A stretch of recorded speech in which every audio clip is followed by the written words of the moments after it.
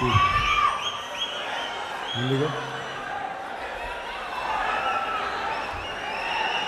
ఇక్కడ ఆసీనులై ఉన్న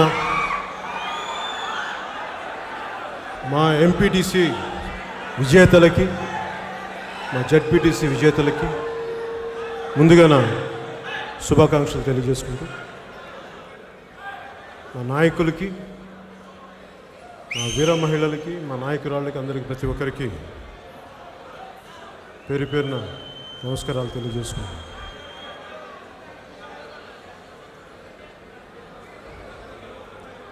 తుమ్మిదల ఝుంకారాలు, నెమళ్ళ క్రేంకారాలు, ఏనుగుల ఘీంకారాలు, మా వీర మహిళల పదఘట్టనలు, మా జన సైనికుల సింహగర్జనలు,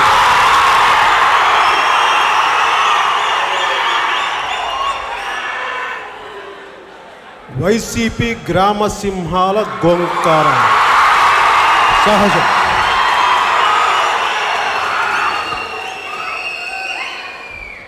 బాబు మీకేనమ్మా, చూసేవాళ్ళకి మీకే. వైసీపీ గ్రామ సింహాలంటే మీకే.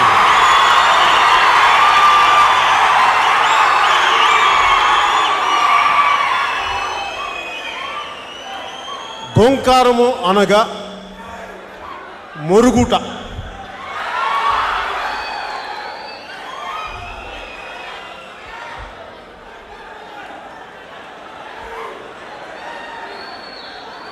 గ్రామసింహం అంటే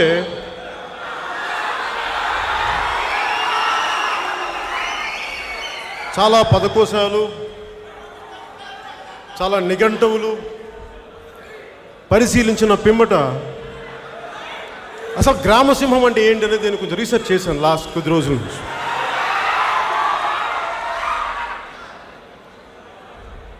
గ్రామసింహం అంటే సింహం అనుకున్నారు కాదు,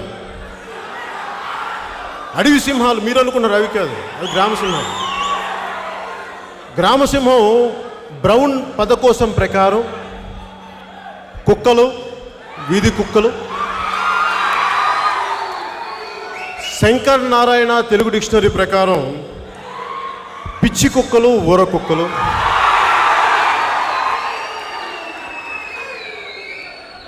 చివరిగా ఇంకొన్ని చివరిగా సూర్యరాయాంధ్రుని నిఘంటు ప్రకారం కరిచే కుక్కలు, అరిచి కరిచే కుక్కలు, ఎక్కువగా వాగి పళ్ళు రాలగొట్టించుకునే కుక్కలు,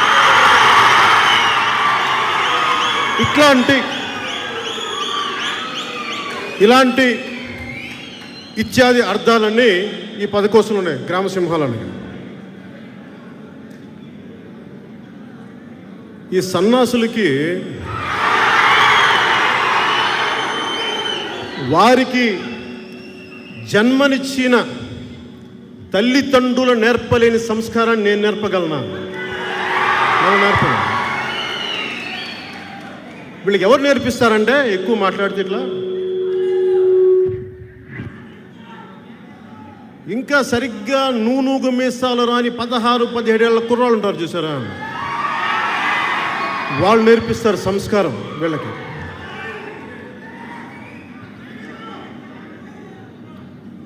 ఈ వైసీపీ వ్యక్తులకి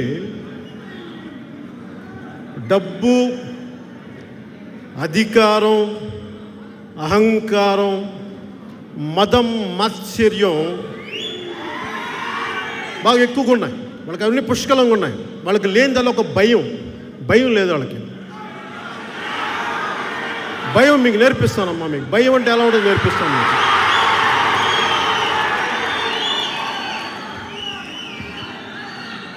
అలాగే అనాల్సినవన్నీ అనేసి కులాల చాటున దాక్కుంటే లాక్కొచ్చి కొడతాం, బయటికి లాగి కొడతాం. కుదరకపోతే భారతీయ శిక్షా స్మృతి ప్రకారం మీకు చట్టపరంగా శిక్షలు పడతాయి. ఆ బాధ్యత మేము తీసుకున్నాం, జనసేన తీసుకుంటున్న బాధ్యత. నేను పార్టీ పెట్టినప్పటి నుంచి కూడా చాలా బాధ్యతగా ఉండేవాడిని, చాలా బాధ్యతగా మాట్లాడతాను. ఒక మాట తోలను. నాకు బూతులు రాక కాదు, మాట్లాడలేక కాదు, మాట్లాడకూడదు కాబట్టి మాట్లాడు. గుంటూరు బాపట్లో పుట్టినవాడిని, నాకు బూతులు రావంటారు. మీకు నా బూతులు వచ్చి వైసీపీ వాళ్ళకి మాకు రావా? మీకు ఇంకా తెలుగులో తిడతారు, 4 భాషలో తిట్టగలను మిమ్మల్ని. ఒకరోజు టైం ఇస్తే మీరు కోరుకున్న నాకు ఈ భాషను మమ్మల్ని తిట్టు పవన్ కళ్యాణ్ అంటే అలాగే తిడతాను. నేర్చుకుందాడు మరి. తెలంగాణలో ఒక సామెత ఉంటుంది, అన్న అల్వాలు ఎడిపోవాలి అంటే అన్న ఉలవలకి దున్నుతున్నానే అంటాను.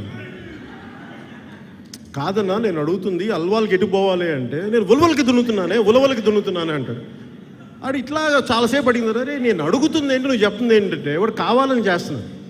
అట్లాగా నేను వైసీపీ వాళ్ళని ఏమడుగుతున్నాను, బాబు మీ సొంత చిన్నాయన వివేకానంద రెడ్డి గారు హత్యకు గురయ్యారు, ఎవరమ్మా చంపింది?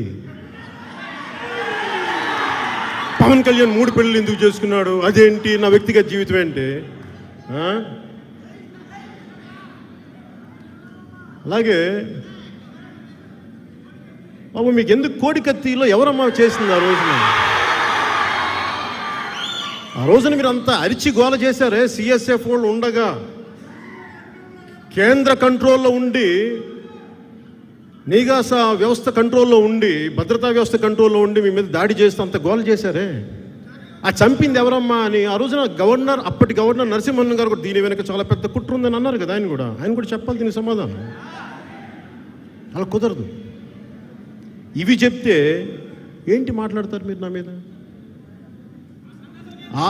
రివర్స్ టెండరింగ్ గురించి అడిగితే నా వ్యక్తిగత జీవితం పట్టుకొస్తారేంటి? నా వ్యక్తిగత జీవితం ఏముందిరా నాయన? బ్లాక్ అండ్ వైట్ మీ జీవితం కదా, రంగుల కాలంలో మీ జీవితం. ఇంకోటి చెప్తున్నా మీకు, నేను ఎప్పుడు కూడా లైన్ దాటి మాట్లాడను. ఈ వైసీపీ అధినాయకుడు కూడా చాలాసార్లు నా వ్యక్తిగత జీవితం గురించి మాట్లాడు. నేను మాట్లాడలేక, మాటలు లేక,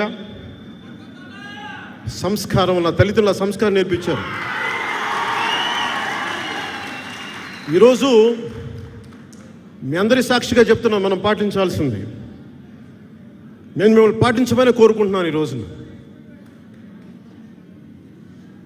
నేను ఆడబిడ్డలకి చాలా గౌరవిస్తాను. నేను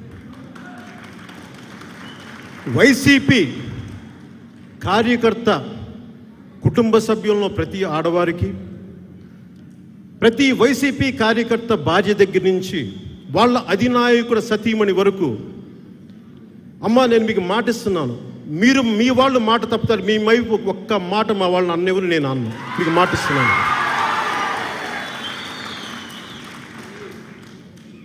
మీతో తేల్చుకుంటాం, వైసీపీ మీతో తేల్చుకుంటాం. పారిపోయే వ్యక్తిని కాదు. మీలాగా మాట తప్ప, మెడం తిప్ప, అవన్నీ మేము మాటలు చెప్పాం. నన్ను నేను చేసి చూపిస్తాను.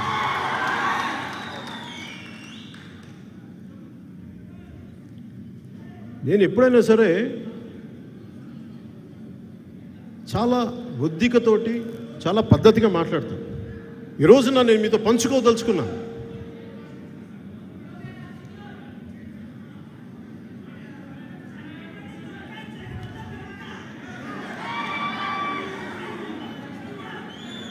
వాళ్ళు చాలాసార్లు అంటారు మా ప్రాథమిక హక్కు మాట్లాడడం. కరెక్టే, మీ ప్రాథమిక హక్కులు ఎప్పుడు దాకా? నా హక్కులు భంగం కలగనంత వరకే. నా హక్కులు భంగం కలిగితే మేము చూస్తూ కూర్చుంటామా? చూస్తూ కూర్చునే వాళ్ళం కాదమ్మా. మీకు తగినంతగా ఎలా చెప్పాలో, మీరు ఏ పద్ధతిలో కోరుకుంటారో చెప్పండి. మాకు ప్రజాస్వామ్య పద్ధతిలో కావాలంటే ప్రజాస్వామ్య పద్ధతి, లేదు మేము ఈ పద్ధతి కోరుకున్నామంటే మీ చాయిస్ ఇస్ యువర్స్ అమ్మ. మీరు ఎలా కావాలో చెప్పండి. మీకు యుద్ధం ఎలా కావాలో చెప్పండి. యుద్ధం ఎలా కావాలి మీకు? ప్రజాస్వామ్యబద్ధంగా యుద్ధం కావాలంటే దానికి సిద్ధం.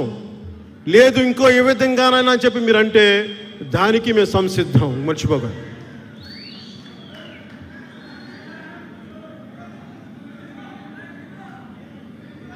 నేను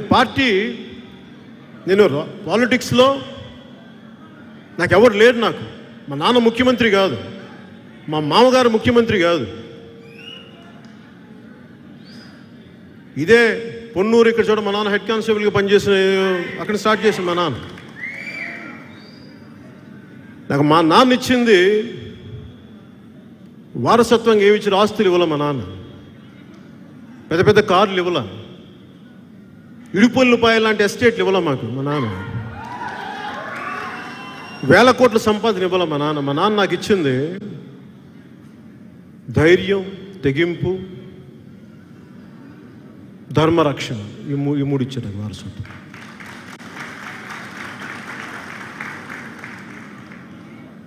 నేను ఈరోజు మీతోటి ఇది చాలా తీవ్రమైనది కాబట్టి, ఎందుకంటే ఇది నా ఒక్కడి ప్రయాణం కాదు, ఇది మనందరి ప్రయాణం కాబట్టి నేను చాలా బాధ్యతగానే మాట్లాడతాను. కొంత సమయం తీసుకుంటాను, జాగ్రత్తగా మాట్లాడతాను. ఏది మాట్లాడినా దాన్ని నిలబడతాను. నేను నడిచి చూపిస్తాను. మిమ్మల్ని నడవమని నేను అడగను, నేను నడిచి చూపిస్తాను. మీకు ఇష్టమైతే నాతో పాటు నడవండి. నేను ఎప్పుడు ఏది అడిగినా ఆంధ్రప్రదేశ్ అభివృద్ధి గురించి అడుగుతాను. దేనికి అడుగుతాను? నాకేంటి సరదా? 2014లో కూడా నేను టీడీపీతో ఎందుకు మద్దతు ఇచ్చాను, బీజేపీకి ఎందుకు మద్దతు ఇచ్చాను, ఒకసారి గతంలో కూడా వెళ్దాం. నేను ఎప్పుడు సినిమా హీరోని కాదు, నేను మీకు తెలియజేసుకోవాలి. నటుడు అవ్వాలని కూడా నాకు కోరిక లేదు. నేను పదే సందర్భాల్లో చెప్తా ఉంటాను. నాకున్నదల్లా సాటి మనిషికి అన్యాయం జరిగితే నాకు స్పందించే గుణం ఉంది. అదొకటే నాలో ఉంది. నాకు అంతమించి ఇంకేం తెలియదు.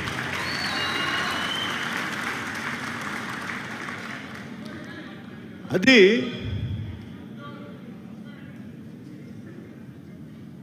ధర్మో రక్షితి రక్షత. నువ్వు ధర్మాన్ని రక్షిస్తే ధర్మాన్ని రక్షించి తీరుతుంది. దాన్ని త్రికరణ శుద్ధిగా నమ్మిన వాడిని నేను. 19-21 ఏళ్ల వయసులో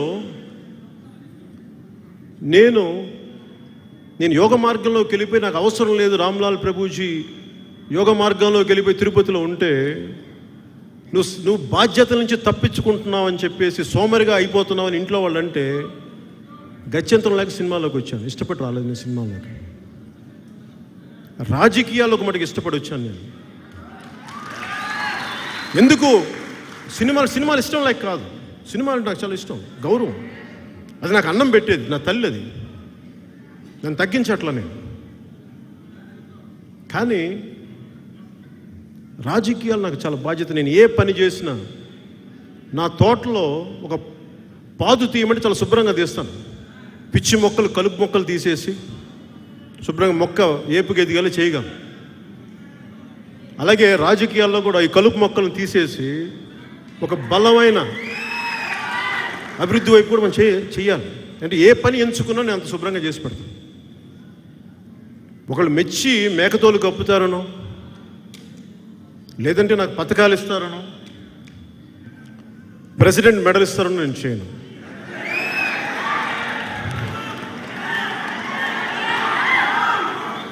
అంటే ప్రెసిడెంట్ మెడల్ కోసం చాలా కష్టపడాలి. కార్గిల్లో యుద్ధాలు చేయాలి,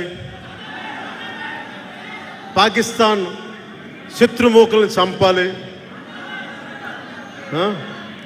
చైనా సరిహద్దులకు వస్తుంటే వాళ్ళని తరిమి కొట్టాలి చైనా వాళ్ళని. అప్పుడు ఇస్తారు మనకి భారతదేశ ప్రభుత్వం ప్రెసిడెంట్ మెడల్ అప్పుడు ఇస్తుంది. కానీ మన ఆంధ్రప్రదేశ్ ప్రభుత్వం మటుకు 500, 600, 500 ఓకే, 500 ఇస్తే ప్రెసిడెంట్ మెడల్ ఇస్తుంది. నేను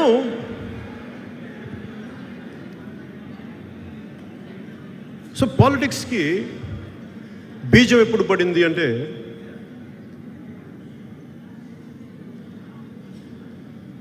నేను చాలా సూక్ష్మంగా సమాజాన్ని చూసేవాడిని, పరిశీలించేవాడిని. చిన్నప్పటి నుంచి అలాంటి వాతావరణంలో పెరిగిన వాడిని మా నాన్నగారి వల్ల. మా నాన్నగారు ఆయన ఒక సోషలిస్టు, లేదంటే కమ్యూనిస్టు, ఒక రామభక్తుడు, ఒక మనందరికీ ఉండేది. మన కమ్యూనిజం మాట్లాడతాం, సోషలిజం మాట్లాడతాం, కానీ భక్తిని సంస్కృతిని వదులుకోం మనం. అది మన దేశ తాలూకు లక్షణం, అది మూల లక్షణం. అదే నేను అలవాటు చేసుకున్నాను. సమసమాజం ఉండాలని కోరుకుంటాను. సమసమాజం అంటే డబ్బు సంపాదించే వాళ్ళని చావగొట్టి వాళ్ళందరి ఎదుగుదలని ఆపేసి మొత్తాన్ని దరిద్రులను చేయమని కాదు. నిత్య దరిద్రుడు నిశ్చింత పురుషుడు అన్న సూక్తిని ఈ వైసీపీ ప్రభుత్వం చేస్తూ ఉంది. అభివృద్ధి ఎక్కడుంది మీకు?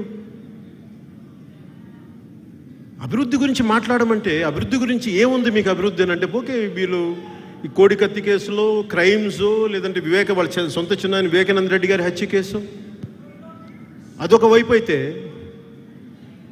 మా వాళ్ళ మీద దాడులు, మా జన సైనికుల మీద దాడులు, మా ఆడపడుచుల మీద మీరు దాడులు, అది ఒకవైపు అయితే అసలు అభివృద్ధి ఎక్కడుంది వీళ్ళకి? రోడ్లు వేయడానికి డబ్బులు లేవు, రోడ్లు వేయరు. ఒక పొలిటికల్ పార్టీగా మేము అడుగుతాం, మా హక్కు అది, మేము బాధ్యత తీసుకున్నాం. నాకేం సరదా కాదు. ఇంత లక్షలాది మంది ప్రేమించేవాళ్ళు, ఇన్ని కోట్లాది మంది ఆదరించేవాళ్ళు ఉండగా నేను ఒక బాధ్యత తీసుకొని ప్రతి సన్నాసి చేత నాకు తిట్టించుకోవాల్సిన అవసరం నాకు లేదు. కానీ ఎందుకు తిట్టించుకుంటాను అది కూడా అడుగుతాను, చెప్తున్నాను మీకు. దేనికి? ఇది నా సమాజం, నా దేశం అనుకుంటాను, నా నేల అనుకుంటాను. ఇది నా సమాజం, ప్రేమ ఈ నేల మీద. ఆంధ్రప్రదేశ్లో పుట్టాను కాబట్టి, తెలంగాణలో ఎదిగాను కాబట్టి నేను నా బాధ్యత ఇక్కడ దాకా నిర్వర్తిస్తున్నాను. నాకేం సరదా కాదు వీళ్ళందరి చేత తిట్టించుకోవడం. నేను యోగ మార్గం నుంచి వచ్చిన వాడిని, నాకేది అంటదు నాకు. అంటే వీళ్ళందరూ ఏమనుకుంటారు, నన్ను తిట్టేస్తే చాలా కింద కూర్చొని ఏడ్చేస్తాను అనుకుంటారా వీళ్ళు? వెలవల ఇట్లాగా ఏముంటుందని మన బుట్ట దిగిపోయినట్టు ఇలా కూర్చుంటారు. కూర్చోనమ్మా నేను. అస్సలు మీరు తిట్టే కొద్దీ బలపడతాను తప్ప బలహీన పడను, గుర్తుపెట్టుకోండి. బలహీన పడకపోగా మీ ప్రతి ఒక్కళ్ళు గుర్తుపెట్టుకోండి, ప్రతి ఒక్కరు మరిచిపోయే ప్రశ్నే లేదు, గుర్తుపెట్టుకోండి. నేను యుద్ధం ప్రకటించను, ఎప్పుడు నేను యుద్ధం ప్రకటించను. మీరు లాగితే నేను వెనక్కి వెళ్ళను, గుర్తుపెట్టుకోండి. నేను చాలా పద్ధతిగా మాట్లాడుతున్నా, ఎన్నిసార్లు చాలా ఓర్పుగా మాట్లాడతా, తగ్గి మాట్లాడతా, అయ్యా అంట, బాబు అంట. కాదు కూడదంటే మటుకు నాకేం చేయాలో, ఎలా కొట్టాలో కూడా నాకు బాగా తెలుసు. మమ్మల్ని ఇది ఉదాహరణకి అసలు ఎందుకు మనం వీళ్ళందరూ ఏం మాట్లాడతారంటే, వీళ్ళంతా ఎనీ పొలిటికల్ పార్టీ, ముఖ్యంగా వైసీపీ. బాబు ఫోన్ తీశాను, వాళ్ళు చేస్తాను. ముఖ్యంగా వైసీపీ మేమిస్తున్నాం, గత ప్రభుత్వం కూడా మా పథకాలు వాళ్ళ పేర్లు అంటే, అలాగే వీళ్ళు ఆ అన్న పథకం, మా అన్న పథకం, పెద్దన్న పథకం. ఎవరు సొమ్ము అయ్యేది నాకు అర్థం కావట్లా. మీరు ఏదైనా చెమటోటి సంపాదించిన డబ్బులు అయ్యి, మీరు మనందరం పొద్దున లేచినప్పటి నుంచి, ఒక బ్రష్ కొనుక్కున్న దగ్గర నుంచి, టూత్పేస్ట్ వేసినప్పటి నుంచి, దేవుడికి అగరబత్తి వెలిగించినప్పటి నుంచి, నువ్వు వంట నూనెలో టిఫిన్ చేసుకునే దగ్గర నుంచి, నువ్వు అన్ని పనులు చేసుకుని తిరిగి రాత్రి పడుకోబోయే ముందు టీవీ చూసే వరకు మనం ట్యాక్సులు కడతానే ఉన్నాం. అది జిఎస్టీ అనండి, సేల్స్ ట్యాక్స్ అనండి, అలాగే క్రయ విక్రయాల మీద. ఒక 60 గజాల స్థలం అమ్ముకున్నా వైసీపీ వాళ్ళగా 6,000 ఎకరాలు సంపాదించుకుని ఏదైనా సరే ట్యాక్స్ కట్టాలి. మేబీ 6,000 ఎకరాలు సంపాదించుకున్న వాళ్ళు ట్యాక్సులు కట్టడం మనకు తెలియదు, అది కొంచెం ఎక్సెప్షనల్ కేసులు. మరి ఇంతమంది ట్యాక్సులు కడితే ఆ ట్యాక్స్కి ఒక చోట చేరుతాయి. మీరు పొద్దున్న లేసిన, అలాగే కొంచెం ఈ కొన్ని వ్యసనాలు ఏదైనా అలవాట్లు ఏమైనా ఉంటే, స్మోకింగ్ కానీ ఇవి కానీ, వాటికి 27% లేదా 70%. ఈ ట్యాక్స్లన్నీ కట్టి వెళ్తే అవన్నీ ప్రభుత్వ ఖజానాలోకి చేరిన తర్వాత అవి మనందరికీ ఒక క్రమ పద్ధతిలో అభివృద్ధి పదంలో పంచాలి.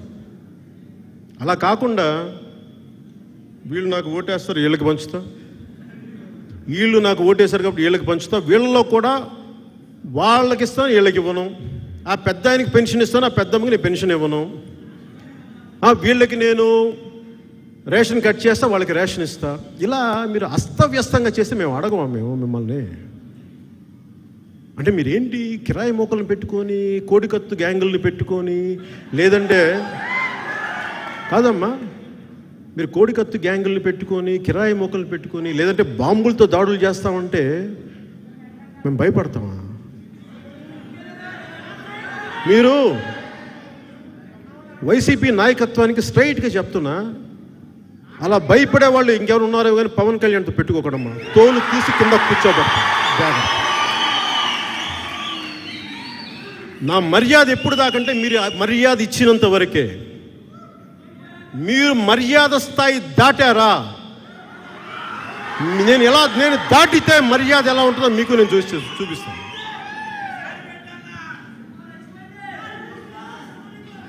అలాగే నేను మన ఏదో సినిమా టికెట్ల గురించి ఏదో అడిగా, నాకేం వస్తాయి ఆ సినిమా టికెట్లు? నాకు వస్తాయి డబ్బులు? నాకేం థియేటర్స్ ఉన్నాయా? నాకు సన్నాసులారా నీకు తెలియదా థియేటర్లు ఉన్నాయా? థియేటర్లు ఉన్నాయా నాకు? ఎవరికున్నాయి థియేటర్లు ఇక్కడ? మీ వైసీపీ వాళ్ళకి ఎక్కువ ఉన్నాయి.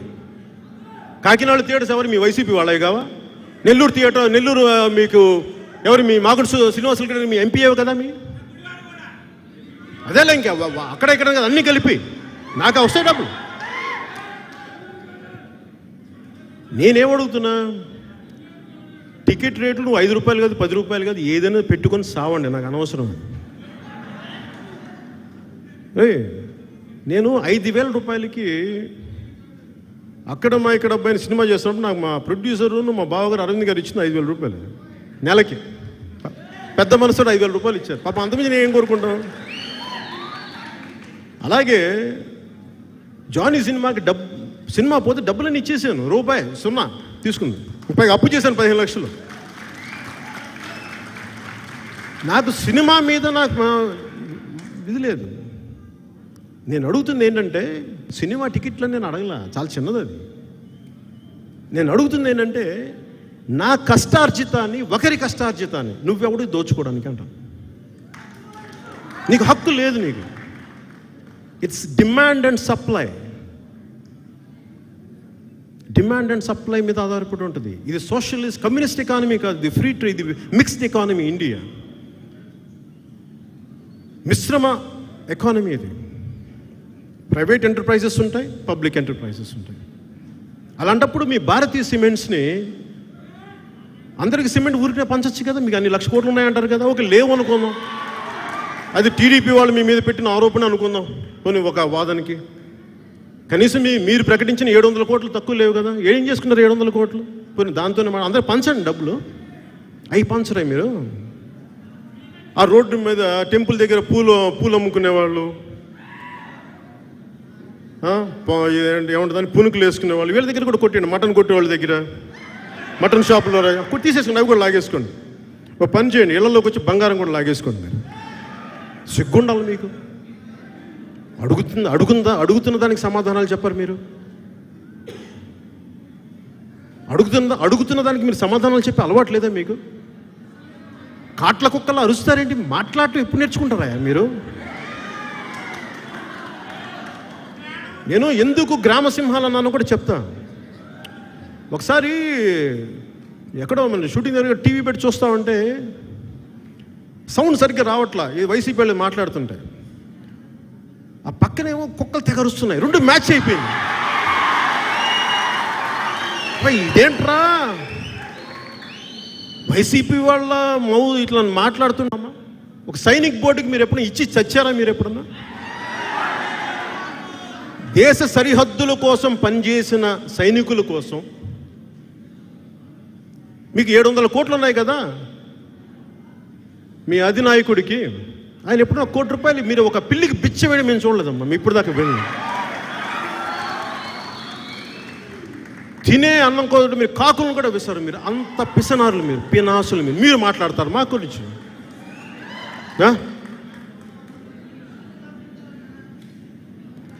ఏదన్నా తగిలితే, ఏదైనా అడిగితే గింజుకుపోతారు.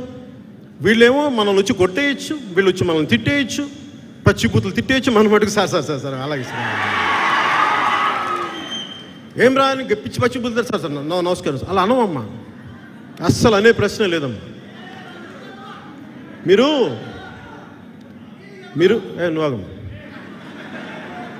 మీరు ఆ టైం అయిపోయిందమ్మా. చాలా రిటైర్డ్ అయిపోయారు మీరు. ఎప్పుడు చాలా పాత ఫ్యూడలిస్టిక్ భావనలు ఉన్నారు మీరు. ఇంకా ఇది మీ గడీలు కాదు, ఇది మీ ఇడుపులపై ఎస్టేట్లు కాదు, ఇది ఆంధ్రప్రదేశ్, ఇది రిపబ్లిక్ ఆఫ్ ఇండియా, సర్వసత్తాక భారతదేశం. గుర్తుపెట్టుకోండి. మీరు నేను ఎవరికి తల ఉంచుతా? మహాశయుడు అంబేద్కర్కి తల ఉంచుతాం. బోస్కి, సుభాష్ చంద్రబోస్కి తల దించుతాం. భగత్ సింగ్కి జోహార్లు అర్పిస్తాం. గాంధీజీకి మోకరిల్లుతాం. మీలాంటి వాళ్ళకి తాట తీస్తాం. జాగ్రత్త.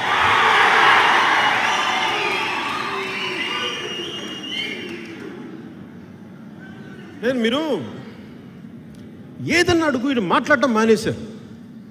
అరుపులు ఒట్టిగొడ్డికి అరుపులు ఎక్కువ, వానలేని మబ్బుకి ఉరుములు ఎక్కువ. ఎందుకు ఇలా అరుస్తారంటే అభివృద్ధి లేదు కనుక. రోడ్లు వేసారా మీరు ఇప్పుడు దాకా వచ్చి? ఏం బిగుతారా మీరు రోడ్లు లేకుండా?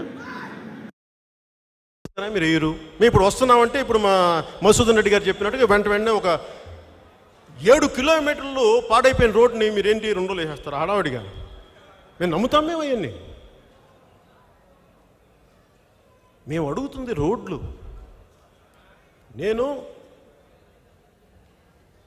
నన్ను వీళ్ళ నాయకుడు నన్ను ఓపెనింగ్కి పిలిచారు. మీకు ఇప్పటిదాకా చెప్పలేదు.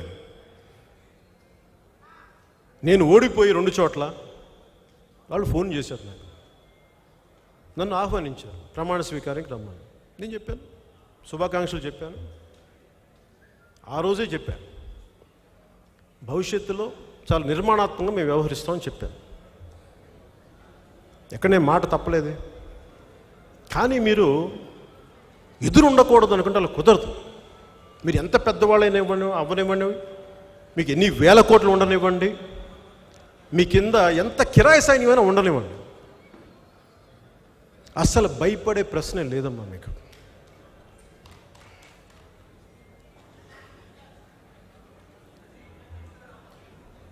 మనందరం ఏం నమ్ముతామంటే, ఉదాహరణకు ఒక తోడేళ్ళ గుంపు మేము జీతాలు లేకుండా మేము గొర్రెల మందరం కాపు కాస్తామంటే నమ్ముతామా మేము?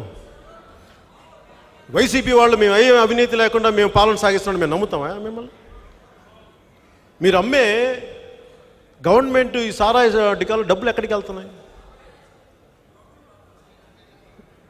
దాదాపు వారు చెప్పిన లెక్కల ప్రకారమే రాష్ట్ర ఆదాయం ఇట్లా ట్యాక్స్, ఇందాక మీకు చెప్పినట్టుగా బ్రష్ల దగ్గర నుంచి, పేస్టుల దగ్గర నుంచి, నూనెల దగ్గర నుంచి అన్నిటి మీద స్టేట్ ట్యాక్స్లు, తర్వాత మనకి రోడ్ ట్యాక్స్లు అన్నీ కలిపి, లేదంటే మనకి జిఎస్టీలు అన్నీ కలిపి మన షేర్కి వాటా అన్ని రకాలు వస్తే దాదాపు 1,29,000 కోట్లు, 1,00,000 కోట్ల పైన అనుకోండి. ఆ 1,00,000 కోట్లు ఏం చేస్తారు మీరు? జీతాలు ఇవ్వరు, జీతాలు 2 వారాలుగా లేట్ చేస్తారు, పెన్షన్లు ఇవ్వరు, పెన్షన్లు 3వ వారానికి కానీ ఇవ్వరు. ఈ మధ్యన వైజాగ్లో మాకు తెలిసిన వాళ్ళు ఉత్తరాంధ్రలో ఒక ఎక్సైజ్ ఎస్ఐ చనిపోయి దాదాపు సంవత్సరికం కూడా వస్తుంటే ఈ రోజుకి అడిగితే ఆ పెన్షన్ ఆఫీస్కి వెళ్తే ఆయన అంట సాగతిస్తున్నారండి, ఇవ్వట్లేదంటే. వాళ్ళు అడిగారు, బాబు మా భర్త పోయారయ్యా, మాకు ఏం చేయాలో తెలియట్లేదు, డబ్బులు ఇవ్వంటే, అమ్మ మీకు కావాలని డబ్బులు ఇస్తాము, మీకు లంచం కూడా ఇస్తామంటే, లంచాలు కాదమ్మా, మాకు అట్లాంటి మనుషులు ఇంకా మేము ఇవ్వడానికి కాదు, డబ్బులు లేవమ్మా మా దగ్గర. ఇది రాష్ట్ర ఆర్థిక పరిస్థితి.